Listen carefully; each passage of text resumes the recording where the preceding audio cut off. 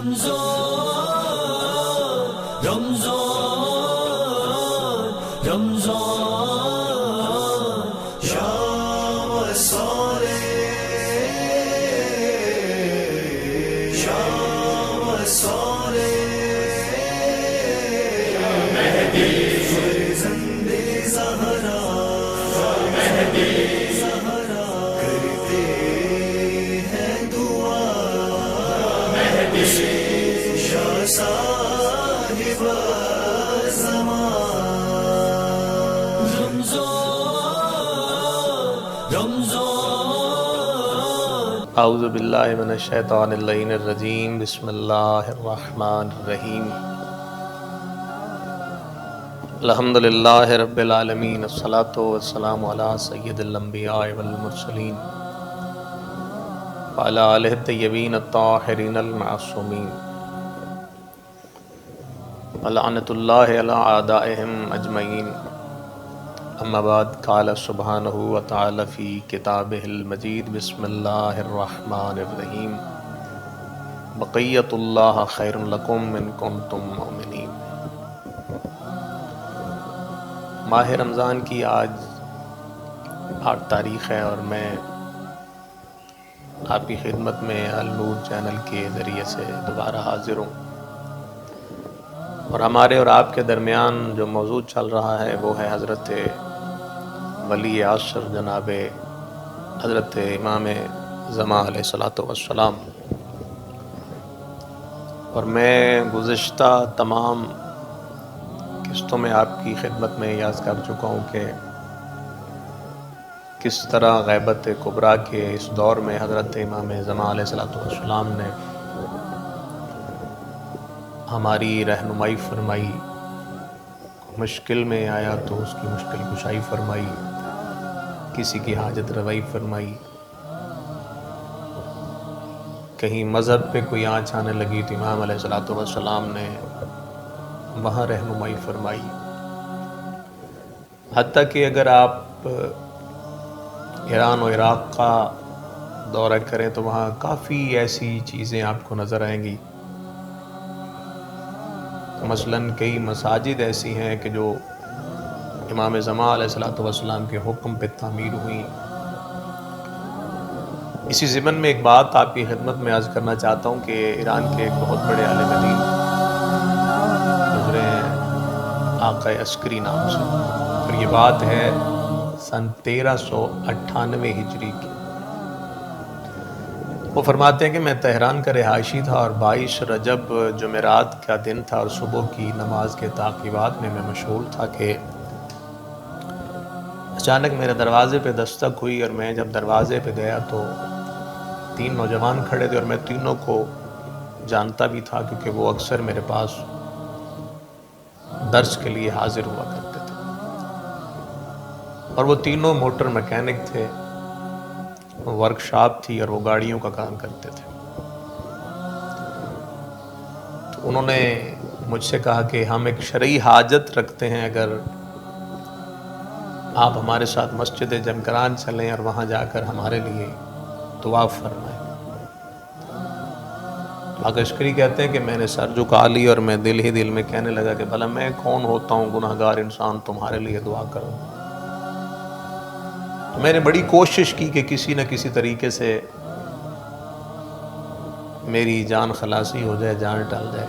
تو انہوں نے بہت زیادہ اصرار کیا کہ نہیں، ہم آپ ہی کو لے کے جانا چاہتے ہیں کہ آپ چلیں ہمارے لیے دعا کریں۔ بہرحال میں ان کا اتنا اصرار دیکھ کر میں تیار ہوا، میں انہی کی گاڑی میں بیٹھ گیا اور ہم لوگ جا رہے تھے۔ قم سے پہلے اچانک ایک ویرانے میں گاڑی خراب ہوئی۔ جیسے ہی گاڑی خراب ہوئی تو ہم سبھی گاڑی سے اترے، وہ تینوں چوکے موٹر میکینک تھے، پاس ہی ایک چائے کا چھوٹا سا ہوٹل تھا۔ وہ گاڑی کو دیکھنے لگے کہ گاڑی میں کیا خرابی آ گئی۔ تو میں نے انہی میں سے ایک نوجوان جس کا نام علی تھا، تو میں نے اسے کہا کہ مجھے تھوڑا سا پانی دو، میں رفع حاجت کے لیے جانا چاہتا ہوں۔ تو اس نے مجھے پانی دیا اور میں ایک طرف چلا رفع حاجت کے لیے. ابھی چند قدم ہی چلا تھا کہ دیکھا ایک جنگل بیابان میں ایک نوجوان کھڑا ہے جس کے سر پہ سبز عمامہ ہے،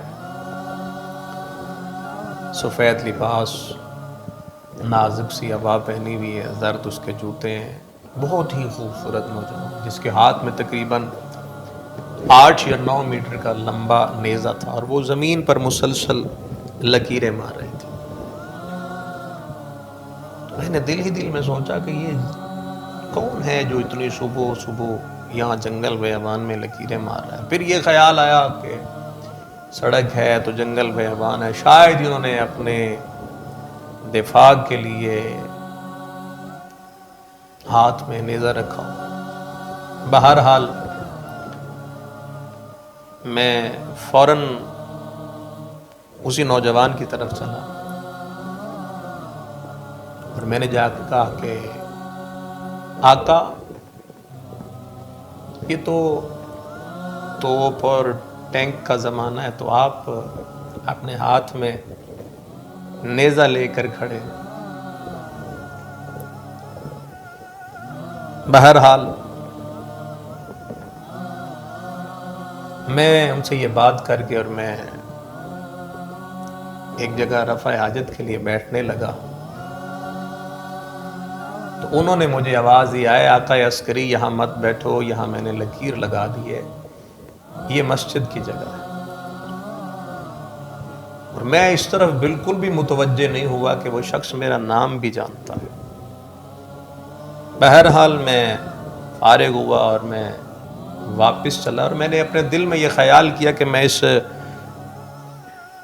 نوجوان سے جا کے یہ پوچھوں گا، 3 سوال پوچھوں گا. دل ہی دل میں نے خود ہی وہ 3 سوال تیار کر لیے. پہلا سوال میں نے دل میں یہ تیار کیا کہ یہ جو جنگل میں آپ مسجد بنا رہے ہیں تو یہ مسجد آپ انسانوں کے لیے بنا رہے ہیں یا جنوں کے لیے بنا رہے ہیں؟ یا جنگل میں کون آ کے اس میں نماز پڑھے گا؟ اور تم بنا پڑھے انجینئر بن گئے کہ یہاں لکیریں لگا رہے اور کہہ رہے ہو کہ یہاں مسجد بنے گی. دوسرا سوال جو میرے ذہن میں آیا کہ میں نے اپنے آپ سے کہا کہ میں ان سے جا کے کہوں گا کہ ابھی یہ جگہ چونکہ مسجد بنی ہی نہیں تو پھر آپ نے مجھے یہاں رفع حاجت کے لیے کیوں نہ بیٹھنے دی. اور تیسرا سوال میں نے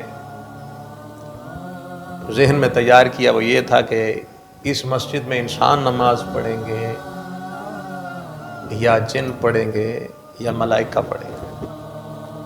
یہی 3 سوال ذہن میں رکھ کر میں اسی نوجوان کی طرف سے ابھی چلا ہی تھا کہ ان کے پاس پہنچا تو انہوں نے بڑی خوشی سے آ کر مجھے گلے لگایا اور میرا حال پوچھا. اور میرا حال پوچھنے کے بعد کہا، اے آقا عسکری وہ 3 سوال پوچھو جو تمہارے دل میں آئے. اور میں ابھی تک متوجہ نہیں ہو سکا تھا کہ وہ میرا نام کیسے جانتے ہیں اور میرے دل میں آنے والے وہ 3 سوال کیسے جانتے ہیں.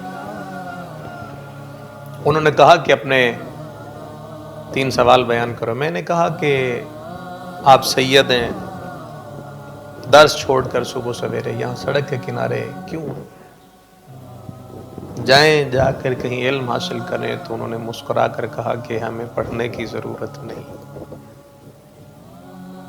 ہمیں پڑھنے کی ضرورت نہیں. میں نے کہا تو پھر یہ آپ نیزہ ہاتھ میں لے کر اس زمین پر کیا نقشہ کھینچ رہے ہیں؟ تو انہوں نے کہا کہ یہاں مسجد تعمیر ہو گئی. میں نے پھر تیسرا سوال کیا کہ یہ مسجد جنات کے لیے ہوگی یا انسانوں کے لیے ہوگی؟ تو انہوں نے کہا کہ نہیں، یہ جگہ آباد ہو جائے گی انسانوں کے لیے، تو مسجد انسانوں کے لیے. پھر میں نے یہ سوال کیا کہ جب ابھی مسجد بنی ہی نہیں تو پھر آپ نے مجھے یہاں رفع حاجت کے لیے کیوں نہ بیٹھنے دیا؟ تو انہوں نے کہا اس لیے کہ یہاں اولاد فاطمہ میں سے ایک نیک شخص کا خون گرا، یعنی ایک سید یہاں پہ قتل ہوا ہے، اسی لیے میں نے اس جگہ پہ لکیر کھینچی ہے کہ یہاں مسجد تعمیر ہے. اور یہ جگہ جہاں تم کھڑے ہو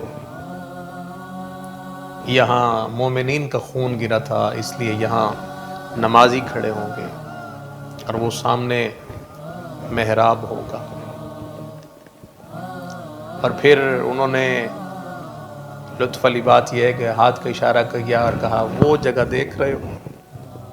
میں نے کہا جی۔ تو انہوں نے کہا کہ وہاں واش روم بنے گا اس لیے کہ وہاں اولاد فاطمہ کے قاتلوں کا خون گرا تھا۔ اور پھر اچانک میں نے دیکھا کہ ان کی آنکھوں میں آنسو آنے لگے اور مجھے ہاتھوں سے پکڑ کر الٹا کیا، پھر کہا اس جگہ دیکھو۔ تو میں نے دیکھا تو وہاں کہنے لگے کہ اس جگہ امام بارگاہ بنے گی۔ پھر لفظ امام بارگاہ آیا تو وہ بہت زیادہ روئے، میں بھی رونے لگا۔ اور پھر انہوں نے مجھ سے کہا کہ امام بارگاہ کی پچھلی طرف ایک لائبریری بنے گی۔ اور پھر اچانک مجھ سے کہنے لگے کہ کیا تم اس لائبریری کے لیے کتابیں دو گے؟ تو میں نے کہا کہ 3 شرطیں ہیں۔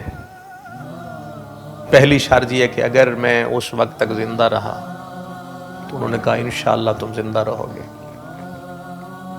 دوسری شرط یہ ہے کہ جتنی میری استطاعت ہوگی اس وقت، 1 کتاب کی ہوگی، 2 کی ہوگی، 3 کی ہوگی، میں اپنی استطاعت کے مطابق کتاب دوں۔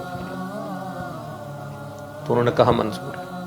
اور تیسری شرط یہ کہ انہوں نے کہا کہ اگر اس جگہ مسجد بن گئی تو پھر میں کتابیں دوں گا۔ انہوں نے کہا انشاءاللہ خدا اس میں برکت ڈالے گا اور ضرور یہاں مسجد ڈالے گا۔ بس یہ 3 باتیں ہوئیں تو پھر میں نے ان سے پوچھا کہ آقا مجھے یہ بتائیں کہ یہ مسجد کون بنائے گا؟ تو مسکرائے اور انہوں نے قرآن مجید کی آیت پڑھی، ید اللہ فوق ایدیہم۔ میں اس آیت کے بارے میں نہ سمجھ سکا، بہرحال انہوں نے مجھے گلے سے لگایا۔ جیسے ہی گلے سے لگایا تو میں نے دیکھا کہ میرے دوست جو ہیں وہ میری ہی طرف دیکھ رہے ہیں اور گاڑی جو ہے وہ ٹھیک ہو چکی ہے۔ بہرحال میں اس سید سے مل کے اپنی گاڑی کی طرف چلا تو میں نے ان سے جا کے پوچھا گاڑی ٹھیک ہو گئی؟ انہوں نے کہا ہاں، اس تار کے نیچے ایک ماچس کی تیلی رکھی ہوئی تھی، وہ ہٹائی اور گاڑی ٹھیک ہو گئی۔ لیکن آپ یہ بتائیں کہ آپ اس جنگل میں وہاں کس سے باتیں کر رہے تھے؟ تو میں نے کہا وہاں ایک سید تھے تو میں ان سے باتیں کر رہا تھا، ان کے ہاتھ میں تقریباً 8-9 میٹر کا لمبا نیزہ بھی تھا۔ ان تینوں نے حیران ہو کے کہا کون سید؟ کہاں ہے سید؟ تو میں نے ہاتھ کا اشارہ کیا وہاں۔ انہوں نے کہا وہاں کہاں؟ تو جیسے انہوں نے کہا نا وہاں کہاں، تو میں نے جو مڑ کے دیکھا تو زمین ہاتھ کی ہتھیلی کی طرح ہموار تھی، صرف ہوا چل رہی تھی اور وہاں کوئی بھی نہیں تھا۔ بس جب میں نے دیکھا کہ وہاں کوئی بھی نہیں تھا تو میرے پاؤں تھلے زمین نکل گئی کہ یہ تو میرے یقیناً وقت کے امام تھے جنہیں میں پہچان بھی نہ سکا۔ کیسے میں گاڑی میں بیٹھا میں نہیں جانتا، ظہر کی نماز کیسے ادا کی میں نہیں جانتا، مسجد جمکران پہنچے اور مغرب عشاء کی نماز ادا کی، اور نماز ادا کرنے کے بعد میں نے محسوس کیا کہ میرے قریب کوئی بزرگوار تشریف فرما ہے اور انہوں نے مجھے کہا ہے آقا عسکری السلام علیکم۔ میں نے سر جھکا کے کہا علیکم السلام۔ پھر میں سجدہ شکر میں چلا گیا، لیکن جب سجدہ شکر میں گیا تو اس وقت متوجہ ہوا کہ یہ وہی آواز ہے جو میں دوپہر کو سن چکا، اور میں نے جلدی سے سر اٹھایا تو میں نے دیکھا کہ میرے پہلو میں کوئی نہیں تھا۔ بس اب میں سمجھ گیا کہ جو دوپہر کو ملے تھے وہ بھی میرے وقت کا امام تھے، جو ابھی ملے ہیں وہ بھی میرے وقت کا امام تھے۔ پھر بھی تصدیق کے لیے میں نے اپنی دوسری طرف دیکھا کہ نوجوان بیٹھا تھا، تو میں نے اس سے پوچھا کہ یہاں میرے پہلو میں ایک بزرگوار تشریف فرما تھے، آپ نے ان کو دیکھا؟ انہوں نے کہا نہیں، یہاں تو کوئی بھی نہیں تھا۔ بہرحال رات قیام کیا مسجد جمکران میں اور دوسرے دن میں تہران کے لیے روانہ ہوا۔ کیسے تہران پہنچا لیکن میں نہیں جانتا، دل مسلسل امام کے لیے دھڑک رہا تھا۔ تہران میں ایک بہت ہی بڑے عالم دین تھے جو بہت ہی صاحب معرفت تھے، اور میں سیدھا ان کے دولت قدے پہ پہنچ گیا۔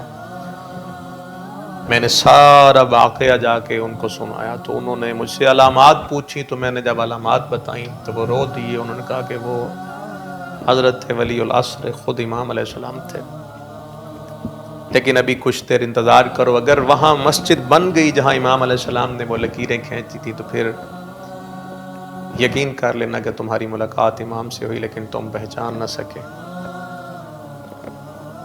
بہرحال یہ کہتے ہیں کہ وقت گزرتا گیا اور قم میں میرے ایک دوست کے والد فوت ہوئے، تو مجھے ان کے جنازے کے سلسلے میں قم جانا پڑا۔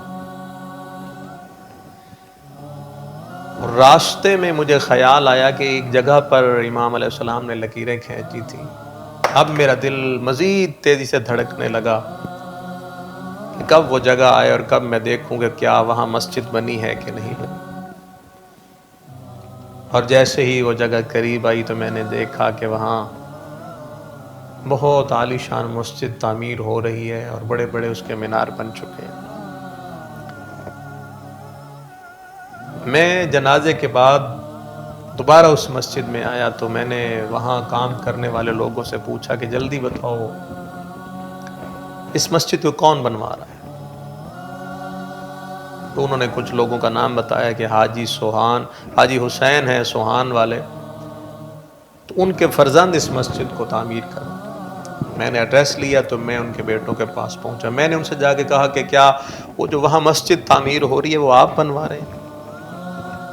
تو انہوں نے کہا نہیں، اسے ہم تو نہیں بنوا رہے، تہران کے تاجر ہیں وہ اس مسجد کو بنوا رہے ہیں۔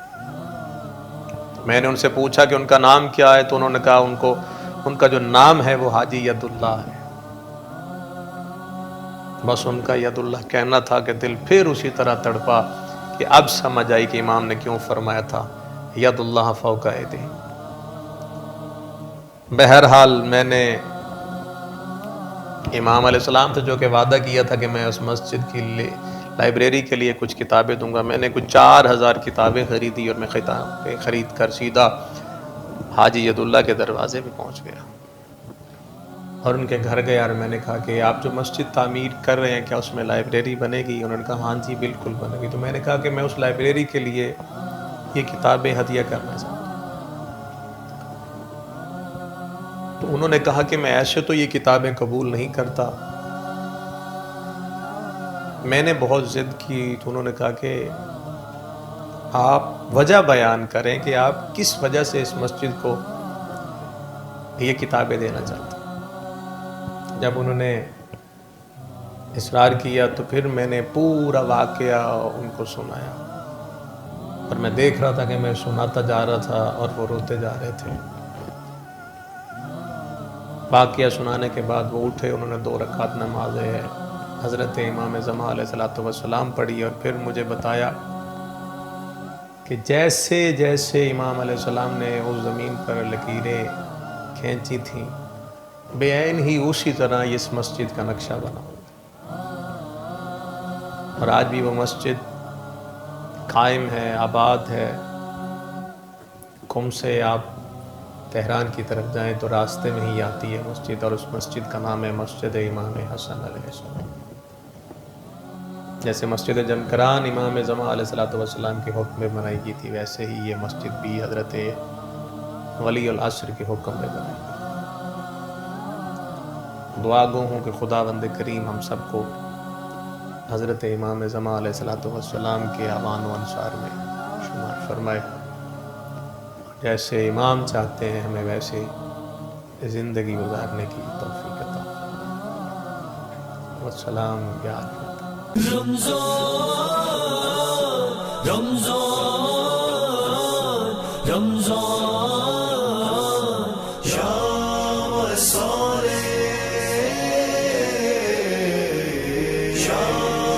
سارے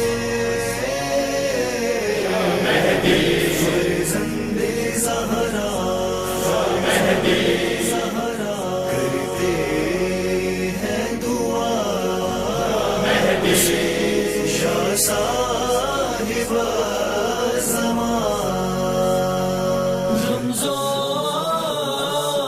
رمضان رمضان